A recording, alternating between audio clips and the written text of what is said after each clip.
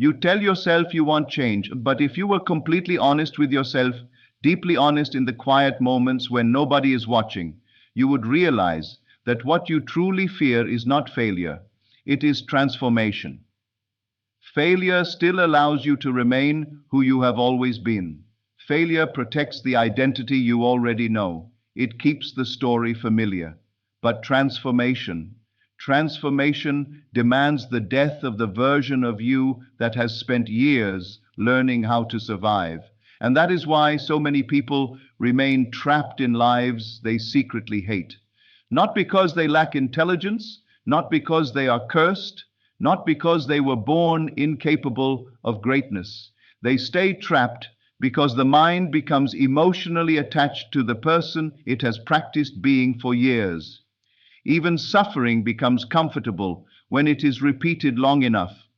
Even loneliness can start feeling like home. Even self-doubt can become part of your personality. And the strange thing is, the human mind will protect what is familiar, even when that familiarity is slowly destroying your spirit from the inside. So every time life places an opportunity in front of you, every time you stand at the edge of change, something inside you hesitates. You suddenly overthink, you delay, you tell yourself you will start tomorrow. You wait for confidence, you wait for certainty. But beneath all those excuses is a deeper fear that most people never recognize. The fear that if you truly change your life, you may no longer recognize yourself.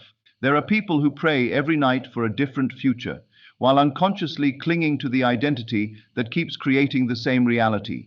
They want a new life, but they do not want to release the emotional attachment to the old self, because the old self, no matter how wounded, still feels predictable. Familiar pain feels safer than unfamiliar freedom. That is why some people remain in relationships that drain their soul long after the love has disappeared. That is why people continue repeating destructive habits even when they know those habits are ruining their future.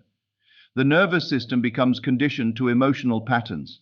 If someone has spent years feeling rejected, peace begins to feel unnatural. If someone has spent years feeling invisible, attention starts feeling dangerous. If someone has lived in survival mode for too long, calmness almost feels suspicious. And so they unconsciously recreate the same emotional experiences over and over again because the mind confuses familiarity with safety. This is the invisible prison most people never escape. They are not trapped by reality. They are trapped by the identity they became emotionally loyal to. And the moment life begins asking them to become someone greater, someone more powerful, someone more free, the subconscious reacts as if it is under attack. Because becoming someone new does not simply change your circumstances, it changes your entire internal world. You can see this everywhere once you become aware of it. A person receives an opportunity they once dreamed about, and suddenly they procrastinate. Another person finally meets someone who genuinely loves them, and instead of relaxing into that love, they become anxious, distant, emotionally unavailable. Someone else gets close to success, closer than ever before, and then mysteriously destroys everything with one impulsive decision. Most people call this bad luck or self-discipline problems, but the truth is far deeper. The subconscious mind will always try to pull you back toward the identity it recognizes, because identity is not just a thought, it is a psychological home. It is built through years of repetition, emotion, memory, pain, and internal dialogue. Every time you say, "This is just who I am," you strengthen that identity even more. The mind begins organizing your entire reality around that belief. Your behaviors follow it. Your emotions reinforce it. Your choices unconsciously protect it. And eventually, you stop living consciously and start performing a personality that was created by your past wounds. This is why people can desperately desire change while simultaneously resisting every doorway that could lead them there. They are trying to enter a new life while carrying an old identity that was never designed for that future. The terrifying part about real transformation is that it asks you to emotionally separate from the version of yourself you spent years becoming. And most people are not prepared for how uncomfortable that feels. Because when the old identity starts dissolving, there is a period where you feel psychologically lost. You no longer fully relate to your old habits, but you have not completely embodied the new self either.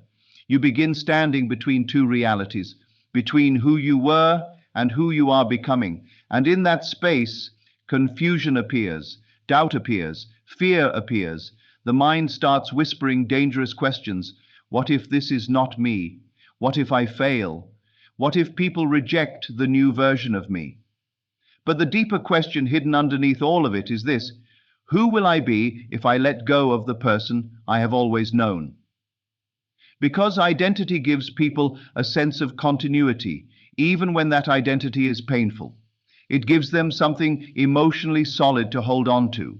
So when transformation begins, the ego interprets it as death, not physical death, psychological death, the death of the familiar self. And that is why so many people unconsciously choose suffering over reinvention. Because suffering may hurt, but at least it feels recognizable. And maybe this is why true change feels so lonely at first. Because the moment you start outgrowing the identity built through fear, insecurity, and limitation, your entire inner world begins rearranging itself. The conversations that once entertained you begin feeling empty. The environments that once felt normal begin exhausting your spirit. The people who only understood the old version of you start becoming uncomfortable around your growth. Not because you are doing something wrong, but because your transformation silently reminds them of the parts of themselves they abandoned long ago. And so they try to pull you back into familiarity, back into the role they recognize, back into the smaller version of yourself that made them comfortable. This is why becoming a new person requires more than motivation. It requires emotional courage, the courage to disappoint old expectations, the courage to survive uncertainty, the courage to let your old identity collapse without running back to it for comfort. Because the truth is, most people never actually meet their potential, not because potential is rare, but because abandoning a familiar identity feels terrifying to the human mind. And until a person becomes willing to release the emotional attachment to who they have been, they will continue recreating the same reality in different forms, wondering why nothing ever truly changes, while secretly protecting the very identity that keeps them trapped. Most people spend years believing they are waiting for the right moment, but the right moment is rarely the real problem. Beneath the excuses about timing, money, confidence, or preparation, there is usually something much deeper controlling their hesitation, something silent, something psychological. Because beginning is not simply about starting a task or chasing a goal. Beginning means stepping into an unfamiliar version of yourself, and the human mind is far more attached to familiarity than it is to possibility. People say they want a different life, but what they often mean is that they want a different life while emotionally remaining the same person. They want change without disruption, growth without discomfort, transformation without identity loss. But real transformation does not work that way. The moment you genuinely begin moving toward a new future, your old self begins losing control, and that creates internal resistance most people are not prepared for. The strange thing is, the resistance rarely feels dramatic. It appears quietly. It disguises itself as overthinking, as procrastination, as perfectionism, as emotional exhaustion, as the belief that you are not ready yet. But beneath all of those behaviors is the same hidden fear, the fear of no longer being the person you have spent your entire life identifying with. A person can dream about success for years and still unconsciously avoid every opportunity that could create it, not because they lack desire, but because success threatens the emotional identity they have practiced for so long. If someone has spent years feeling overlooked, invisible, or underestimated, becoming powerful feels psychologically unsafe. Attention begins feeling dangerous. Visibility feels uncomfortable. Responsibility feels heavy. The subconscious starts associating growth with emotional risk, and so the person delays action while convincing themselves they simply need more motivation. But motivation is rarely the issue. The real issue is self-concept. People only move naturally toward futures that feel emotionally consistent with who they believe they are. If wealth, love, confidence, peace, or success conflict with a person's identity, they will unconsciously push those experiences away, no matter how badly they claim to want them.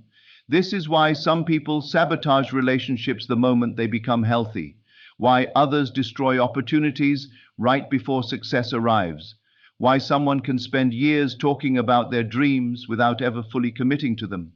They are not merely afraid of failing, they are afraid of becoming unfamiliar to themselves.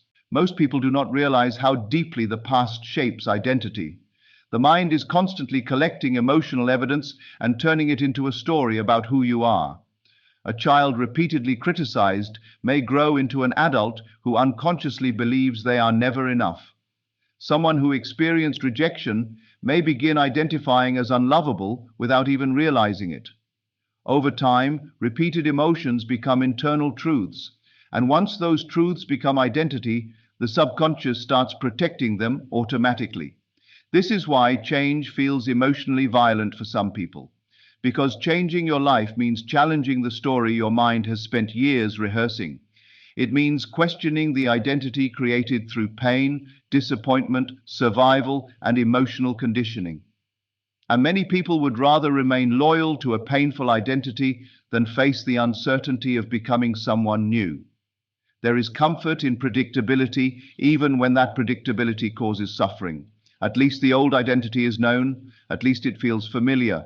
The unknown version of yourself may hold freedom, but it also carries uncertainty, and uncertainty terrifies the nervous system because it cannot predict what comes next. This is why people often remain stuck in cycles they consciously hate. The familiar self always tries to survive. Even destructive patterns can become emotionally addictive when repeated long enough. A person can become attached to struggle because struggle has shaped their personality. They can become attached to anxiety because anxiety has become part of how they experience life. Some people become so identified with their wounds that healing begins feeling like the loss of self.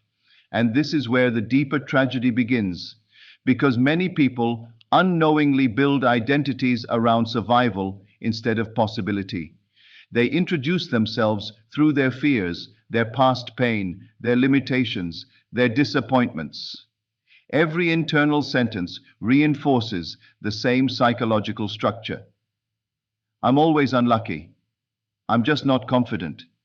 Nothing ever works out for me. People like me don't succeed. And eventually, these thoughts stop feeling like thoughts. They begin feeling like facts. The personality hardens around them. The subconscious memorizes them. Reality starts reflecting them. Then the person looks at their life and assumes this is simply who they are, never realizing they have been rehearsing the same identity internally for years. Beginning requires breaking that rehearsal. It requires emotionally separating from the familiar version of yourself even before external evidence changes.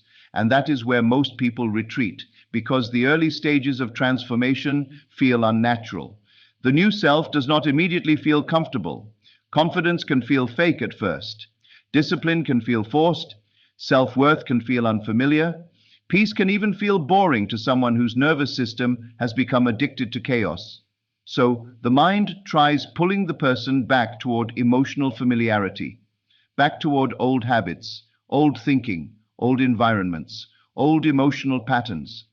The subconscious whispers that the new path is wrong simply because it feels unfamiliar. But unfamiliarity is often the first sign that real change is finally happening. Unfortunately, most people interpret that discomfort as failure instead of understanding that they are experiencing the collapse of an old identity. They return to the previous version of themselves because it feels emotionally easier than surviving the uncertainty of reinvention. There are people who have suffered for so long that suffering no longer feels like a temporary experience. It begins feeling like identity. They wake up carrying the same emotional weight every day until heaviness becomes normal, anxiety becomes normal, self-doubt becomes normal, emotional emptiness becomes normal. And after enough repetition, the mind stops questioning these feelings and quietly accepts them as part of who the person is. This is the hidden danger of familiar suffering. It slowly transforms from pain into personality. A person who has spent years feeling rejected begins expecting rejection before it even happens. Someone who has repeatedly experienced disappointment starts approaching life with quiet emotional defeat. They no longer need external failure because their nervous system has already memorized the feeling internally. And what is familiar to the nervous system begins feeling safe, even when it is painful.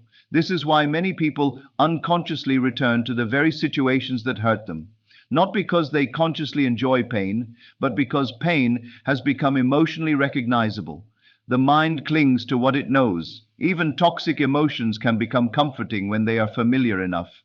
The strange truth is that human beings are not always addicted to happiness. They are often addicted to emotional familiarity. You can see this pattern in every area of life once you become aware of it. There are people who continuously choose relationships that damage them emotionally because healthy love feels unfamiliar. They mistake instability for passion because chaos is what their nervous system learned to recognize as connection. There are people who constantly delay opportunities because struggle has become part of their self-image. They do not know how to exist without pressure, fear, or emotional tension. Some people even become uncomfortable when life finally becomes peaceful. Silence feels strange to them. Stability feels empty. They start unconsciously creating problems just to recreate the emotional environment they are accustomed to living in.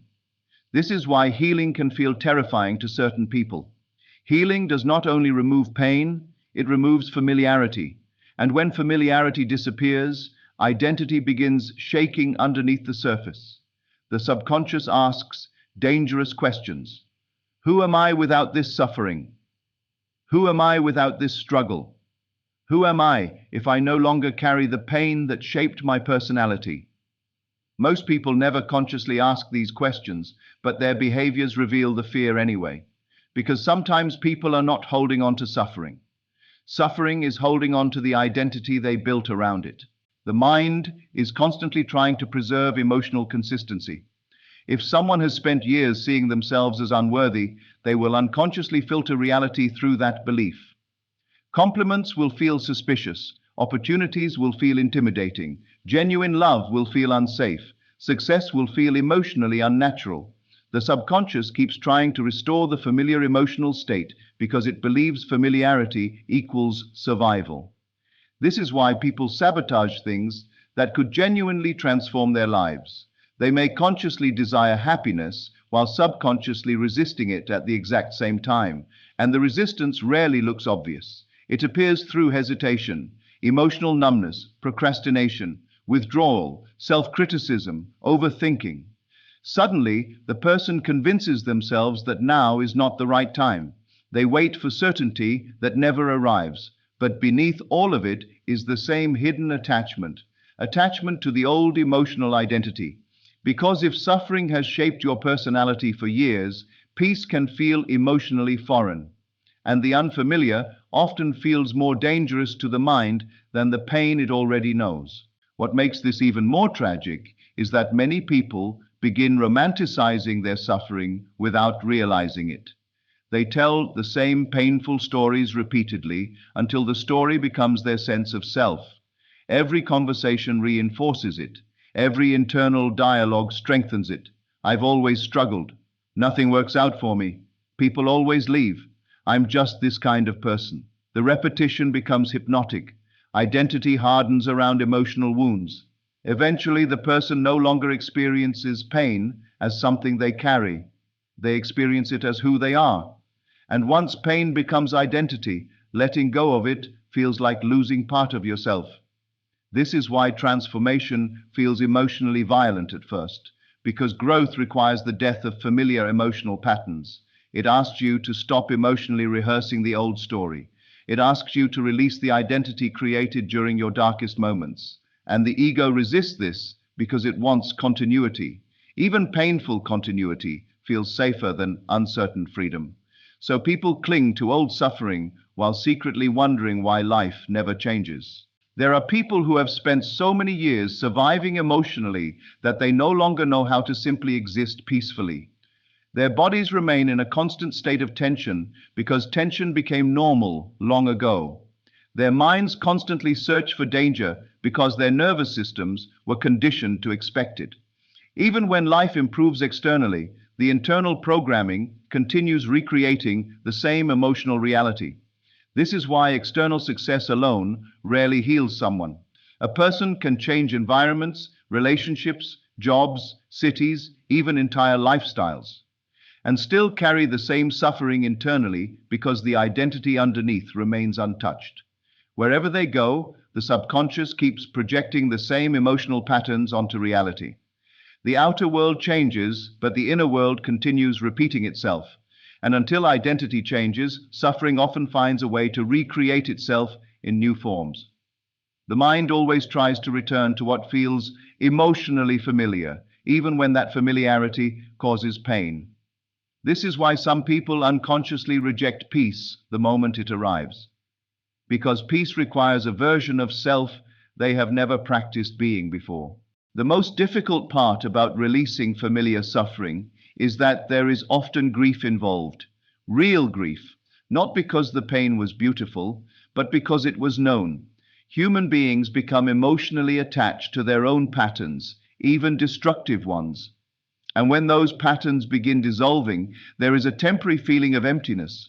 The old emotional identity starts collapsing, but the new self has not fully formed yet. This creates psychological uncertainty. A person may feel disconnected from old habits while still struggling to embody a healthier version of themselves. And in that vulnerable space, many people return to old suffering simply because it feels emotionally recognizable. They mistake familiarity for truth. They mistake emotional repetition for identity. But suffering was never meant to become personality. Pain was an experience, not a definition. Yet many people spend their entire lives unconsciously protecting the very emotional patterns that keep them trapped, because deep down, losing familiar suffering feels like losing themselves. Most people move through life believing that their personality is fixed, that who they are today is who they will always remain. They look at their fears, habits, insecurities, emotional patterns, and repeated circumstances as permanent parts of themselves. But the deeper truth is far more unsettling and far more liberating at the same time. You are not one fixed identity. You are constantly occupying psychological states, states of belief, states of perception, states of emotion, states of consciousness, and whatever state you repeatedly return to begins shaping the reality you experience. The outer world does not merely respond to actions alone. It quietly mirrors the internal state from which those actions emerge. A person who constantly lives in the state of rejection will unconsciously interpret silence as abandonment, neutral situations as personal attacks, and temporary distance as proof they are unwanted. Someone living in the state of insecurity can receive praise and still feel inadequate because the inner state filters reality before conscious logic ever has the chance to intervene. This is why two people can experience the exact same event and emotionally interpret it in completely different ways. They are not reacting to reality itself. They are reacting from the state they are identified with internally. A state is more than a mood. It is an entire psychological environment. It shapes your thoughts, your reactions, your assumptions, your body language, your decisions, and even what you notice throughout the day. Most people are unaware that they are living from unconscious states created years earlier through repetition and emotional conditioning. A child repeatedly criticized may eventually enter a permanent state of inadequacy. Someone who experienced betrayal may unconsciously remain in a state of distrust long after the original pain has ended. Over time, these states become so familiar that people stop recognizing them as temporary psychological conditions and start calling them personality. They say, "This is just who I am." But they are not seeing themselves clearly. They are seeing the state they have occupied for so long that it began feeling permanent. And once a state feels permanent, The mind starts organizing reality around it. Thoughts align with it. Behaviors reinforce it. Relationships reflect it. Life begins echoing the emotional assumptions held within that state, not because the universe is punishing or rewarding someone, but because consciousness constantly seeks consistency between inner identity and outer experience. This is why people can consciously desire change while subconsciously recreating the same life patterns over and over again. They attempt to change circumstances without changing states. They want confidence while remaining emotionally identified with insecurity. They want love while internally rehearsing abandonment. They want success while continuing to occupy the state of failure. But a state always pulls reality toward emotional consistency. If someone internally assumes they are unworthy, they will unconsciously behave in ways that confirm that belief.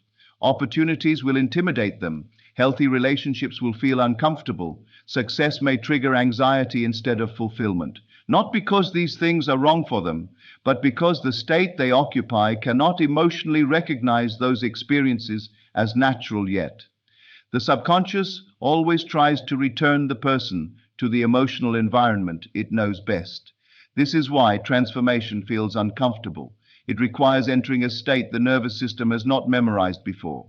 The fascinating thing about states is that people move between them constantly without realizing it. One moment a person may feel powerful, creative, hopeful, and then one small trigger pulls them back into doubt, fear, or emotional defeat. The external event itself is often less powerful than the internal state it activates. A single criticism can completely collapse someone who already lives in the state of insecurity. A temporary setback can emotionally destroy someone occupying the state of hopelessness. Meanwhile, another person facing the same situation remains calm because they are rooted in an entirely different inner state. This reveals something most people never understand. Your experience of reality is deeply influenced by the identity you emotionally occupy before events even happen. The mind does not passively observe life. It interprets life through the lens of internal assumptions. And those assumptions become self-fulfilling because they quietly influence behavior, perception, and emotional response every single day. Imagination plays a far deeper role in this process than most people realize. Imagination is not merely fantasy or escape, it is psychological rehearsal. Every time you repeatedly imagine yourself as powerless, rejected, unsuccessful, or unworthy, you strengthen those states internally. The subconscious does not sharply separate imagined emotional experiences from repeated real ones. This is why internal dialogue matters so much. A person who constantly rehearses worst-case scenarios conditions their nervous system into fear long before anything actually happens. Likewise, someone who repeatedly imagines themselves becoming more confident, peaceful, disciplined, or fulfilled begins emotionally familiarizing the mind with a new state of being. At first, it feels unnatural because the old state still dominates identity. The body resists it, the mind questions it, doubt appears immediately. But with repetition, emotional focus, and persistence, the new state slowly becomes more psychologically natural. The inner world begins shifting first, then perception changes, then behavior changes, and eventually reality itself begins reflecting the new assumptions held within consciousness. This is why true transformation is not about forcing external change through endless struggle. It is about becoming internally identified with a different state of self. Most people attempt to change life mechanically while remaining psychologically loyal to the same identity. But identity is the foundation beneath every action. If the state does not change, the old reality quietly rebuilds itself again. A person can temporarily escape old circumstances while still emotionally remaining the same internally. And sooner or later, the subconscious pulls them back toward familiar patterns because the state never truly shifted. Real change begins the moment a person stops worshipping the old identity and starts consciously choosing a new psychological state to occupy. Not through fake positivity, not through denial, but through repeated inner alignment. through new assumptions, new emotional rehearsals, new internal conversations. Over time, the unfamiliar begins feeling natural. The once impossible version of self starts feeling real. And slowly the person realizes something extraordinary. They were never permanently trapped inside one identity. They were only trapped inside a state they unconsciously kept returning to. The subconscious mind is not concerned with your dreams nearly as much as it is concerned with your survival. And survival, to the subconscious, does not necessarily mean happiness or fulfillment. It means familiarity. Whatever emotional patterns, beliefs, and identities you repeat long enough become psychologically recognized as safe, even if they are slowly destroying your life. This is the part most people never understand. The subconscious does not judge whether a pattern is healthy or unhealthy. It only asks one silent question over and over again. Is this familiar to me? If the answer is yes, the mind begins protecting it automatically. This is why people often remain emotionally loyal to pain they consciously want to escape. A person may desperately desire confidence while unconsciously clinging to insecurity because insecurity has become emotionally recognizable. Someone may pray for love while instinctively distrusting intimacy because loneliness has become psychologically predictable. Familiarity creates internal stability, even when that stability is built on suffering. And because the subconscious values predictability above possibility, it constantly tries pulling people back toward the identities and emotional environments they already know. The tragic part is that most people interpret this resistance as proof they cannot change, when in reality, it is simply the subconscious defending what it has memorized through repetition. The mind learns through emotional repetition. Whatever you repeatedly feel, think, fear, imagine, or assume becomes embedded beneath conscious awareness. Over time, these repeated emotional experiences form subconscious programs that quietly shape your behavior without needing your permission. A child raised in criticism may unconsciously learn that love must be earned through perfection. Someone exposed to instability may develop a nervous system that constantly searches for danger, even in peaceful situations. If a person experiences rejection enough times, the subconscious may eventually adopt rejection as part of the identity itself. Then something subtle but devastating happens. The mind begins recreating emotional familiarity automatically. The person starts interpreting neutral situations through the lens of old conditioning. They expect abandonment before it occurs. They prepare for disappointment before life even unfolds. And because perception influences behavior, they unknowingly participate in creating the very outcomes they fear. This is how subconscious programming traps people inside repeating emotional realities. Not because fate is against them, but because the mind keeps returning to what it emotionally recognizes as normal. This is why transformation often feels so uncomfortable at first. The moment someone attempts to become a different version of themselves, the subconscious interprets unfamiliarity as danger. Even positive change can trigger resistance because the nervous system has not yet learned to feel safe inside the new identity. A person trying to become confident may suddenly experience intense self-doubt. Someone moving towards success may begin procrastinating more than ever before. Another person finally enters a healthy relationship and unexpectedly feels anxious, emotionally distant, or overwhelmed. These reactions confuse people because consciously they want the new experience, yet internally they feel resistance toward it. But the subconscious is trying to restore emotional familiarity. It wants to return the person to the known identity, even if that identity is painful. This is why people sabotage opportunities, retreat from growth, or abandon transformation halfway through. The old self begins fighting for survival because the subconscious perceives unfamiliar change as psychological instability.